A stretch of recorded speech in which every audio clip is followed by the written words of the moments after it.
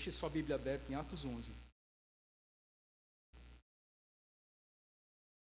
Passamos por um intensivão de Atos recentemente. Peço a paciência, vou retornar hoje. Atos 11. Primeiro vou precisar fazer uma introdução, relembrar algumas coisas, mas eu vou ser bem breve.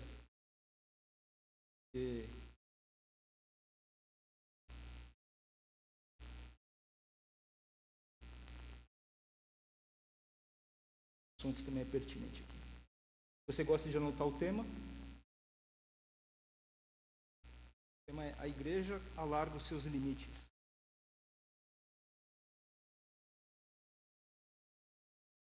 O quadro do som está muito baixo.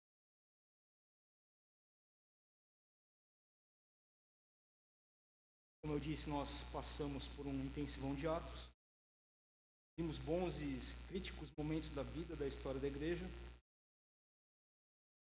Momentos importantes, por exemplo, a ascensão de Jesus, Pentecostes, a vinda do Espírito Santo, a implementação do diaconato. Vimos o apedrejamento do primeiro mártir da igreja, a conversão de Paulo. Alguns estudiosos dizem que Atos é um manual de crescimento da igreja.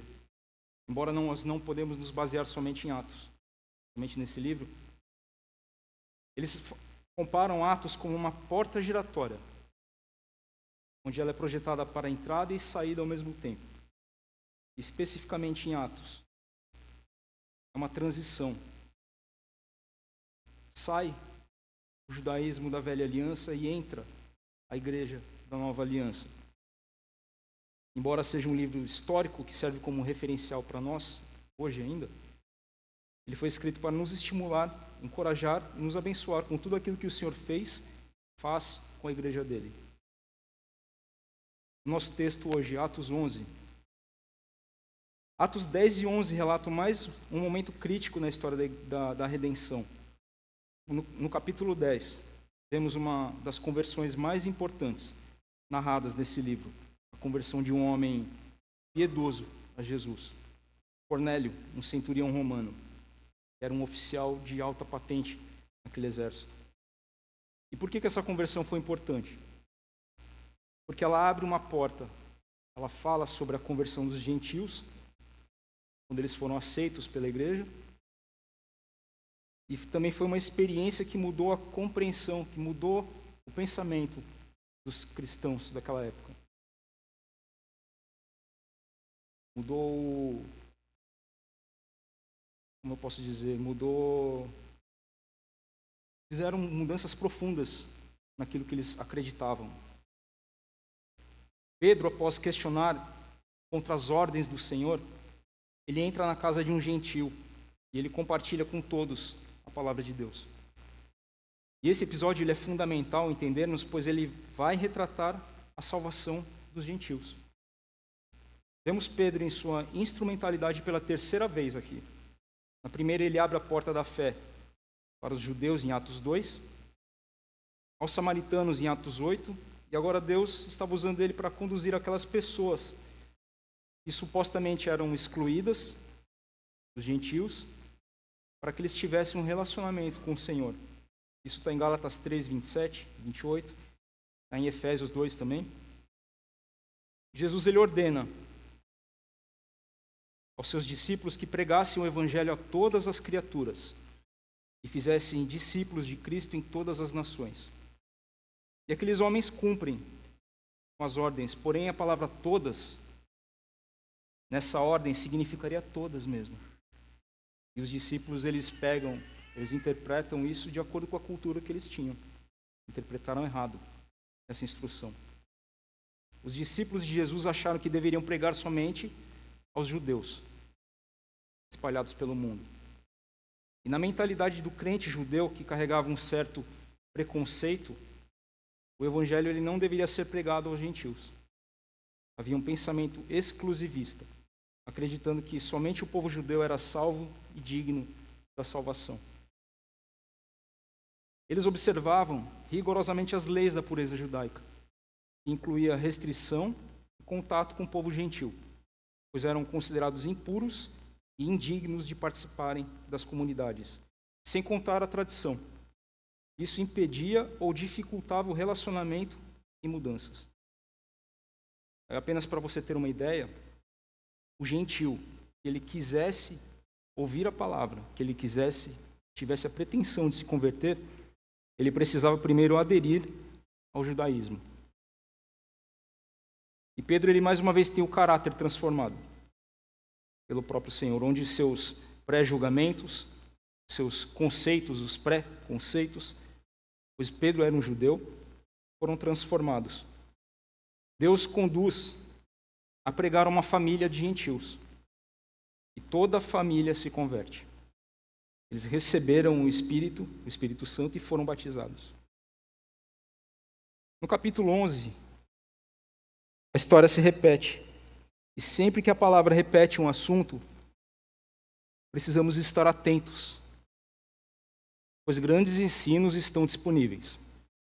E o texto de hoje relata que o Senhor mudou o pensamento dos nossos irmãos em um assunto extremamente importante, para que o Evangelho seja propagado e alcance pessoas de todas as nações. Quem eram esses gentios aos olhos dos judeus? Os gentios, eles não tinham os mesmos privilégios que os judeus, como a aliança com Deus e a promessa da terra. Os gentios, eles não tinham conhecimento da lei judaica, e não a observavam. Eles não conheciam, não teria como observar. Os gentios eram idólatras. Eles adoravam deuses falsos, e não o Deus, D maiúsculo, verdadeiro. Os gentios eram considerados impuros pelos judeus, pois não seguiam as leis da pureza judaica. E os gentios não tinham a esperança da salvação, pois não tinham acesso à aliança com Deus. Agora vamos para o texto.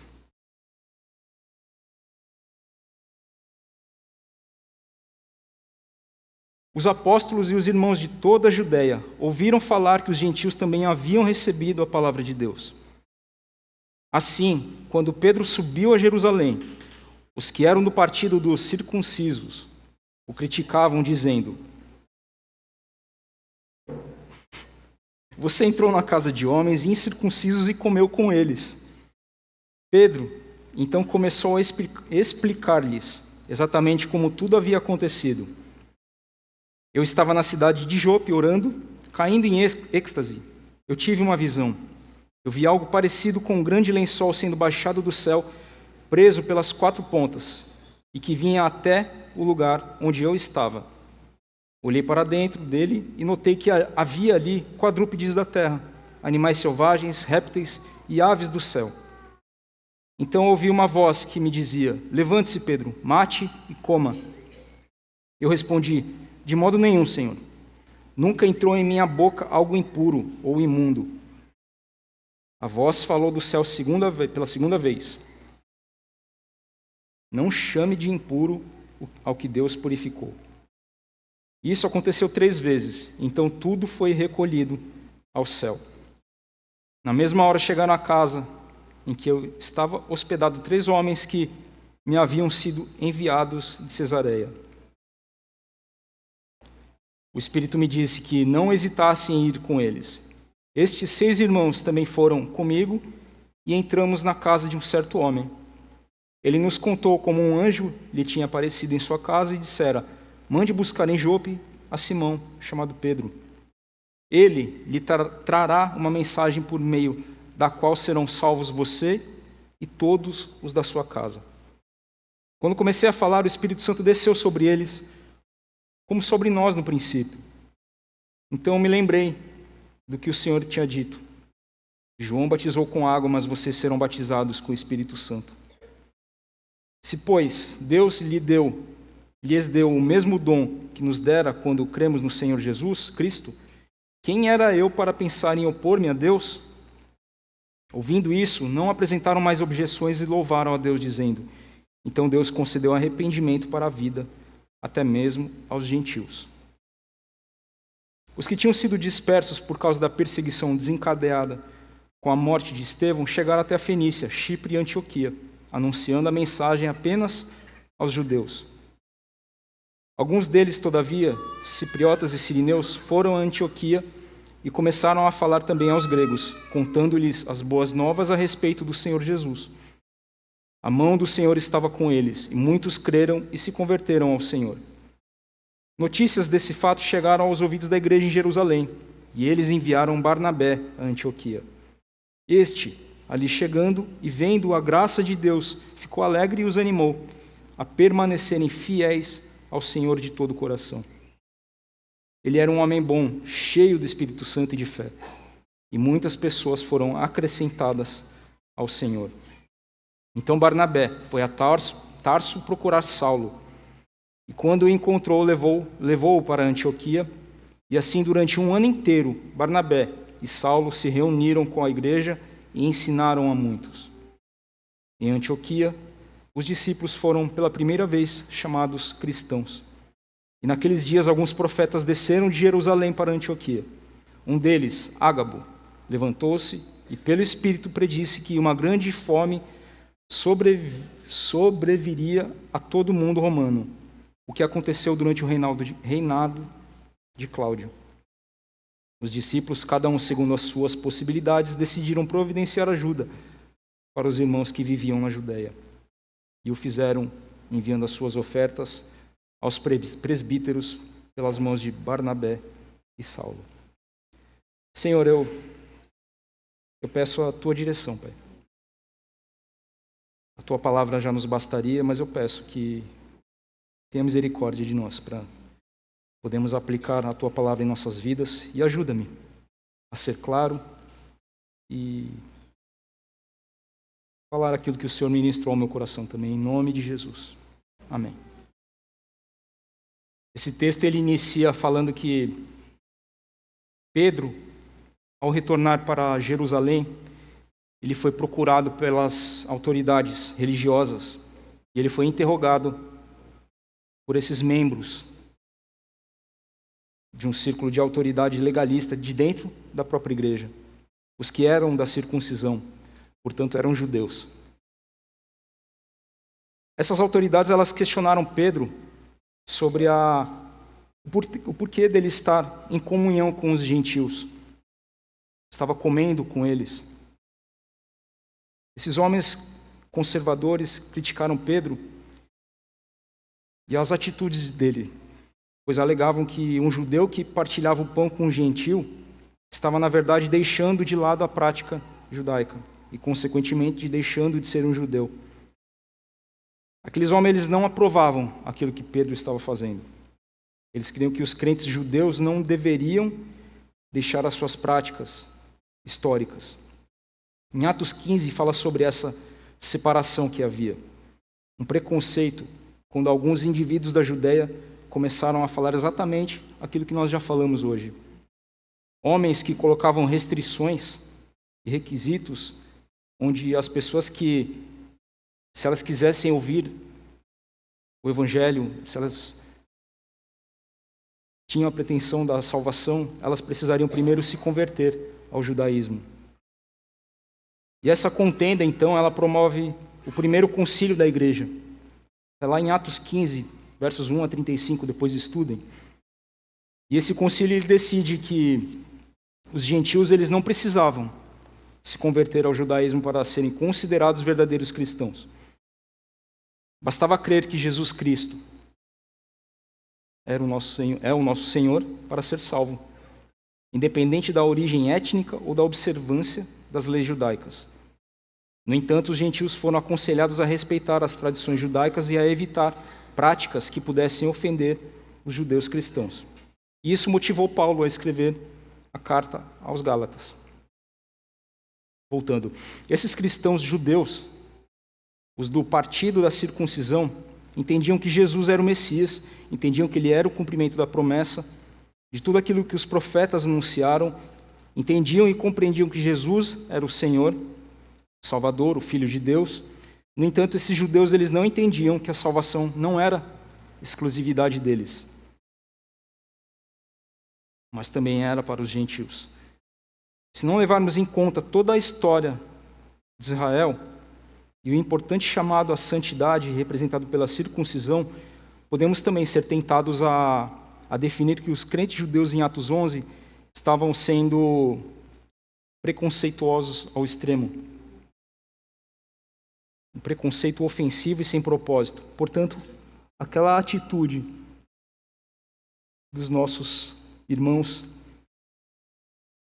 era uma coisa cultural, histórica, fazendo parte de um tradicionalismo.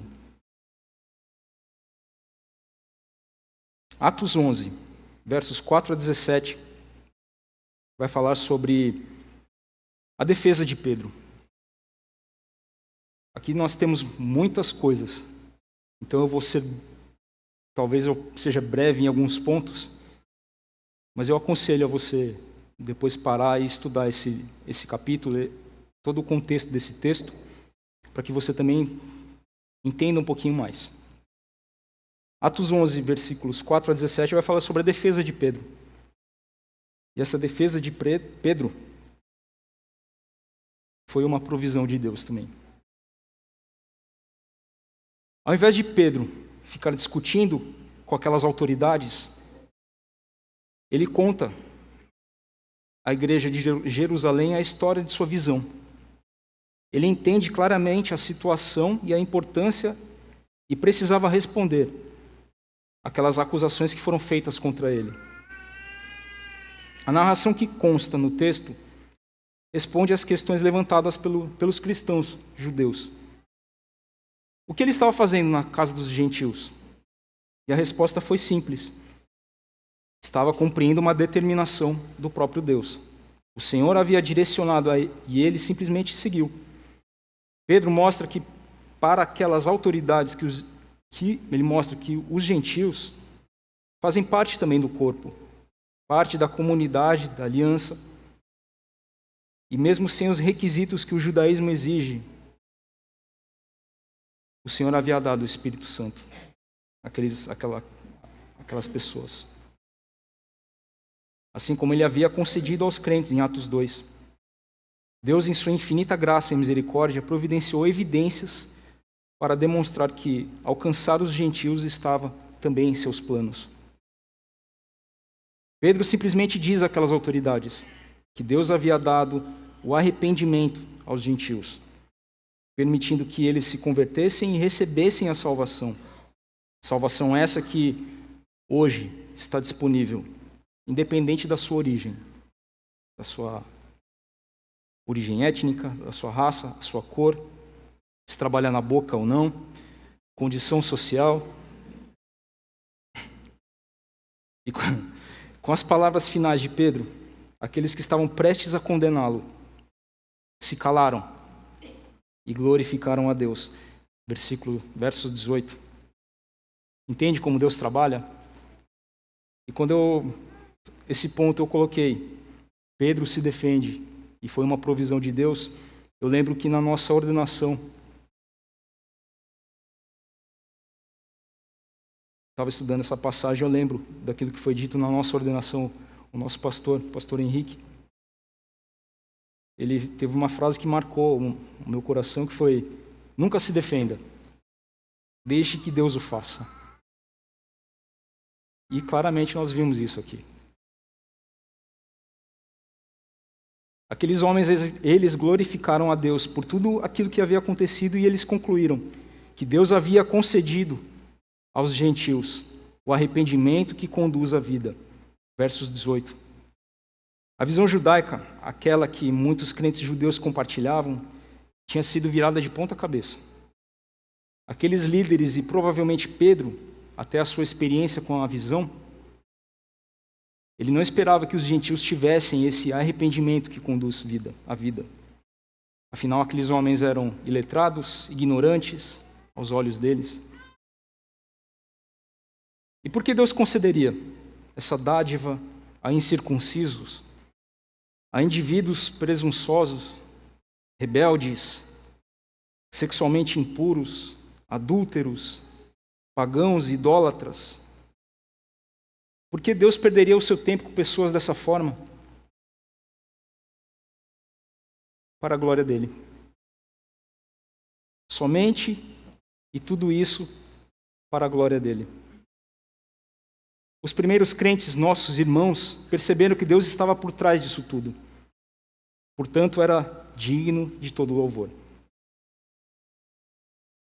Nós não podemos deixar de passar sem comentar também que esse arrependimento que traz vida, que nos conduz à vida, é considerado como um dom concedido por Deus. Cornélio e sua família tomaram a decisão de reconhecer a Cristo como o Senhor de suas vidas, pois receberam justamente a dádiva do arrependimento genuíno. O mesmo acontece hoje. Todos nós somos o objeto e o alvo dessa soberana misericórdia. E nós só alcançamos a salvação através de Jesus, pois Deus nos concede a dádiva da fé e o arrependimento. Efésios 2, versos 8 a 9. Portanto, a salvação ela é do início ao fim, pela maravilhosa graça. O verso 19 retrata que muitos dos judeus chegaram a Fenícia, Chipre e Antioquia, em conformidade com o pensamento da antiga aliança, pregando somente aos judeus. Lucas deixa entender que alguns deles, porém, começaram a compartilhar as boas novas com os gentios, versos 20. E mais uma vez vemos o resultado de uma pregação fiel à palavra, tendo o resultado onde muitas pessoas se convertiam. E é notório que quando a igreja ela cumpre com o seu propósito, em sua grande comissão de pregar o evangelho genuíno, o Senhor ele age por meio de nós. O Senhor age através de vocês, mesmo não precisando de miseráveis, improváveis e pecadores que somos. Hoje, muitas igrejas elas se distanciaram dessa simplicidade da pregação e do evangelismo. Em vez de praticarmos aquilo que a própria palavra diz que deveríamos praticar, defendem uma infinidade de estratégias de marketing, coaching e de inúmeros programas engenhosos para que a igreja cresça. 12 passos para o crescimento, 7 dias para a quebra de maldições. Nós temos hoje em dia planos e estratégias mirabolantes que rendem muitas coisas. No entanto, aquilo que nós vimos na igreja primitiva, os meios utilizados por Deus são os mais simples e eficazes. Nós temos o Espírito Santo, que nos capacita, e a palavra, que é o nosso maior, melhor e o primeiro instrumento. Aqueles homens, eles não tinham técnicas aprimoradas, prestígio em sua cultura, muito pelo contrário, eles estavam debaixo de uma intensa perseguição e eram atormentados pelas autoridades. E mesmo diante de uma pressão, eles mantinham-se firmes na pregação e evangelismo, plenos, cheios do Espírito Santo. Ações que eram realizadas através do Espírito, pelo poder do Espírito. E esses são os meios definidos pelo próprio Senhor, pelo próprio Deus, para que a igreja avance e cresça em conhecimento, qualidade e também em quantidade.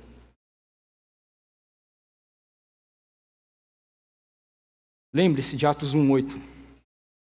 Mas receberão poder quando o Espírito Santo descer sobre vocês, e serão as minhas testemunhas em Jerusalém, em toda a Judéia e Samaria e até os confins da terra. E a igreja crescendo, os gentios, a igreja crescendo, muitas conversões surgindo, e isso chega à igreja de Jerusalém. As autoridades acabam enviando Antioquia, Barnabé, justamente para poder investigar o que estava acontecendo com aqueles homens, com a igreja. E assim como ele havia enviado Pedro e João para poder investigar o avanço do evangelho em Samaria, isso está em Atos 8:14, devemos lembrar que apesar de Pedro compreender que o evangelho deveria ser pregado a judeus também e gentios, essa compreensão ainda não estava arraigada no coração dos irmãos da igreja primitiva. Por isso eles enviam Barnabé. Barnabé era um homem bom, cheio do Espírito Santo e fé. E quando ele chega a Antioquia, ele viu a graça de Deus, se alegrou e exortou a todos, orientando a permanecerem firmes e fiéis ao Senhor em seu propósito. Verso 23. As ações desse homem são exemplo para nós hoje. A Bíblia ela nos orienta a ter esse comportamento de nos alegrar com os que se alegram. Isso está em Romanos 12, 15. Devemos sim festejar os sinais da graça na vida de outros e celebrar com os que se alegram. Logo em seguida, Barnabé, ele deixa Antioquia e vai a Tarso buscar Paulo, para retornar, e durante um bom tempo, a Bíblia fala que eles ficaram 1 ano. Eles se reúnem com a igreja e instruem aquele povo. Versos 25 e 26. E mais uma vez Barnabé demonstra um zelo e cuidado com a igreja, sendo um exemplo para nós. Ele não se contenta em apenas saber que pessoas estavam se convertendo, mas ele se preocupa. A preocupação dele era que aquelas pessoas se tornassem discípulos de Jesus. E afinal, o próprio Jesus comissionou a todos nós, crentes, a não sermos somente convertidos, e sim discípulos. Barnabé, ele preocupado em formar discípulos de Jesus, ele procura pessoas, na verdade ele levou Paulo, uma pessoa qualificada para instruir aquela igreja. E ele não deixou essa tarefa para novos convertidos, não apresentou cursos prontos, como nós falamos aqui hoje também. Ele vai atrás de Paulo. E outro fator importante aqui é que Barnabé, ao instruir a igreja, ele dava tanto valor para isso, para a igreja, que ele falava que aqueles crentes, os novos crentes, eles deveriam permanecer com a igreja, unidos. Portanto, não devemos perder de vista que o contexto do discipulado é isso que você está vendo aqui hoje. É a igreja reunida, a igreja ouvindo a palavra, a igreja unida adorando ao Senhor. Esse é um contexto do discipulado também. E aqui eu também não quero tirar o valor dos grupos de estudos, os grupos nas casas, as nossas células, ou em qualquer outro lugar. Certamente isso nos ajuda muito para o crescimento e avanço do Evangelho. O exercício da piedade, o exercício dos dons. Mas aqui eu quero enfatizar também aquilo que eles falam através da palavra, que é esse contexto do discipulado em igreja reunida. O quanto é importante isso.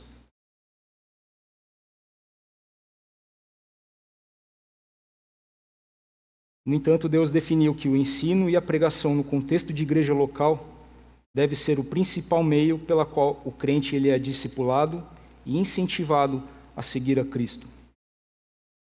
Saulo e Barnabé eles foram pacientes, tanto que eles ficaram 1 ano lá e se dedicaram esse 1 ano à igreja de Antioquia. Não há como você aprender sobre o que é ser igreja, todas as convicções doutrinárias em pouco tempo, de um dia para o outro. O tornar-se semelhante a Cristo leva tempo. E aqueles homens, eles sabiam e entendiam isso. E eles não ofereceram o mínimo necessário para que aquela igreja ela estivesse se firmando. Eles valorizaram o discipulado o suficiente para investir um tempo considerável. Quem ensina a palavra deve ter consciência de que o ensino e o discipulado fiel de acordo com a palavra, leva tempo.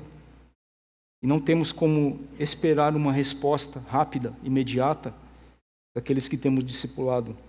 Nós não temos como cobrar respostas de como a pessoa está avançando no processo do discipulado. Assim como no evangelismo, dependemos inteiramente da ação do Espírito Santo para que a obra seja feita, pois é Ele quem nos convence do pecado, da justiça e do juízo. João 16, 8, 11. Devemos sim instruir com paciência aqueles que estamos acompanhando, mas o processo de santificação ele pode levar tempo, certamente leva tempo, e não podemos desanimar quando o trabalho ele for lento, difícil. Basta olhar para a sua vida,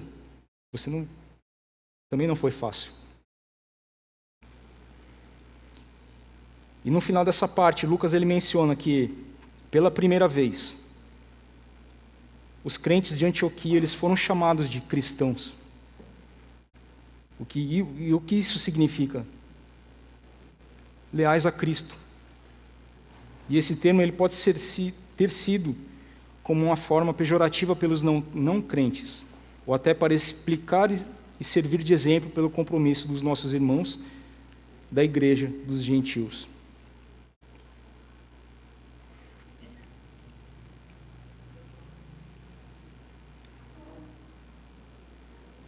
Se nós pegarmos as últimas mensagens que nós temos estudado como corpo de Cristo, semana retrasada o pastor Márcio falou sobre a generosidade. E nesse texto aqui, eu vou dar uma passada sobre isso também, pois ela é uma característica do cristão. Nos versos finais deste capítulo, retrata uma história bem interessante e com grande valor instrutivo. Ele vai ressaltar a generosidade e a compaixão de nossos irmãos da igreja primitiva. Eles não apenas pregavam a palavra, mas eles eram respostas de oração uns dos outros. No verso 27, um grupo de profetas eles vão de Jerusalém até Antioquia e anunciam através de Ágabo, um dos profetas, que uma grande fome se levantaria em todo o mundo. Verso 28. E de acordo com Lucas, isso aconteceu no reinado de Cláudio, que reinou de 41 a 54 depois de Cristo. Alguns historiadores dizem que houve diversos períodos de fome durante o governo desse imperador. E outro fato interessante é que, embora cause estranheza, são esses indivíduos surgirem como profetas do Novo Testamento. Devemos lembrar que o dom de profecia ainda está ativo no tempo dos apóstolos. 1 Coríntios 12:10 diz isso. Em Atos também surgem alguns fatos semelhantes. E como eu disse, a generosidade é sinal de unidade. E ao ouvir essa profecia, os discípulos eles resolveram, cada um conforme a sua possibilidade, enviar ajuda aos irmãos que estavam na Judéia. Verso 29. E o verso 30 confirma que a igreja prosseguiu com esse propósito e eles enviaram recursos através de Barnabé e Saulo para que isso fosse entregue à igreja em Jerusalém. Os discípulos de Antioquia, quem eram eles? Uma igreja que estava sendo questionada pela sua conversão. Agora eles estavam ajudando por livre e espontânea vontade. O ministério da igreja em Antioquia, ao ajudar os irmãos que estavam passando fome e necessidade, revela o caráter da igreja primitiva. Era sim uma igreja generosa e os irmãos de Jerusalém, eles não pediram ajuda. Pelo menos o texto não fala isso. Os gentios, a igreja dos gentios, simplesmente resolveram ajudar. Não ajudarem em decisão como igreja, mas como eles enviaram o socorro. E como nós vimos no decorrer desse estudo, a igreja de Antioquia, era em sua maior parte constituída pelos gentios. Pessoas que foram questionadas sobre a sua fé, pessoas que eram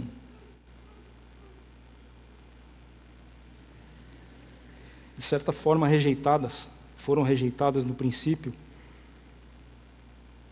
e eles sabiam disso. A igreja em Jerusalém, ela era constituída basicamente por judeus, mas todos os seus membros eram cristãos, e como irmãos em Cristo, eram um suporte uns dos outros. Aqueles nossos irmãos, os gentios, através das ações, demonstram o caráter de Cristo, e que todos faziam parte de um mesmo corpo. Entendiam que eram filhos de Deus e tinham uma identidade definida. Eles eram escolhidos, perdoados, libertos. E a generosidade daquela igreja é o exemplo para nós também hoje. Nós somos chamados a praticar a generosidade muitas vezes com as nossas ajudas, aliviar o sofrimento dos nossos irmãos e irmãs, e até mesmo daqueles que não conhecemos muitas vezes. E assim como essa igreja agia, precisamos sim amar e servir uns aos outros, combinando a nossa fé com as nossas ações. Uma fé prática, para que sejamos conhecidos como verdadeiros imitadores de Jesus, servos leais, filhos de Deus. E logo no início dessa mensagem, eu não sei se vocês lembram da pergunta que eu fiz, por que Deus concederia a dádiva do arrependimento a incircuncisos, indivíduos presunçosos, rebeldes, impuros, adúlteros, idólatras, improváveis que somos? E a resposta foi: tudo para a glória dele. E pode ser que esse questionamento esteja sobre o seu coração agora. E ela pode apontar duas coisas. Talvez você esteja com a mentalidade antiga do gentio, aquele que foi excluído, aquele que foi rejeitado. E até mesmo você pode estar com a mentalidade de um religioso, como a própria palavra diz, os da circuncisão, como os judeus. De alguém que talvez esteja pensando em ser além daquilo que realmente é. E essa manhã eu acordei. Falei: Senhor, como é que eu posso fazer uma aplicação disso? Aí eu pedi para o Lucas. Aí assim que eu abro o meu celular, o meu descanso de tela é uma imagem. Dá para pôr, Lucas? Dá?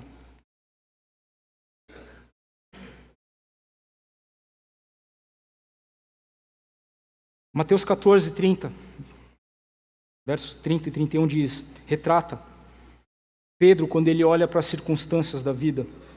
Ele estava andando sobre as águas. Ele olha as circunstâncias que estavam ao redor, o mar revolto, o vento. Mesmo diante do milagre, por exemplo, ele estava andando sobre as águas. Ele começa a afundar. Eu vou estar lendo aqui. Mateus 14, 30, 31.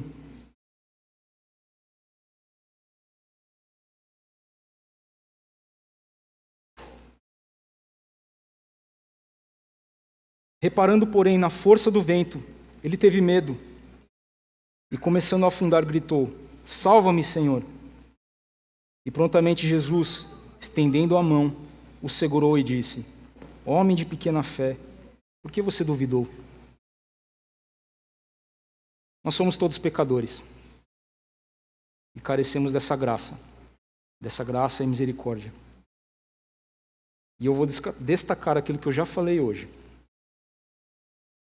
Nós só alcançamos a salvação através de Jesus, pois Deus nos concede a dádiva da fé e do arrependimento. A salvação ela é do início ao fim pela maravilhosa graça.